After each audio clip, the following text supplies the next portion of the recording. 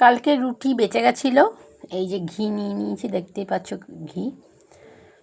হ্যাঁ, এবার একটু ঘি দিয়ে দেবো, আগে থেকে একটু দেওয়া ছিল যদিও, সামান্য একটু দেবো ঘি, এই একটু দিয়ে দিলাম সামান্য, অনেকটা পড়ে গেছে যদিও, এটাকে তুলে নিতে হবে, তুলে নিলাম একটু বেশি করেই।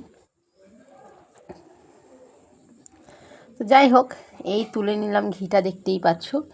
আর এবার এটাকে দিয়ে কি করব দেখাচ্ছি, কারণ একটু বেশি পড়ে গেছে, একটু এত বেশি খাওয়া ঘি উচিত না, স্বাস্থ্যের জন্য ক্ষতিকর। তা এই দেখো,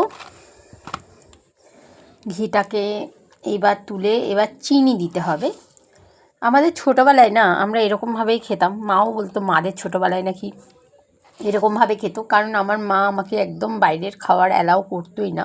চিনি যদিও বা খাওয়ার শরীরের পক্ষে ভালো না, বাট ঠিক আছে, আজকে আমি একটু খেয়ে নিলাম।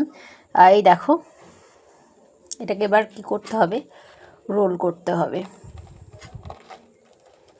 এই যে গরিবের হয়ে গেল এগ রোল।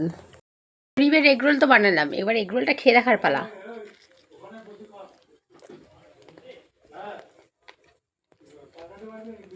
ছোটবেলার সবকটা স্মৃতি মনে পড়ে গেল।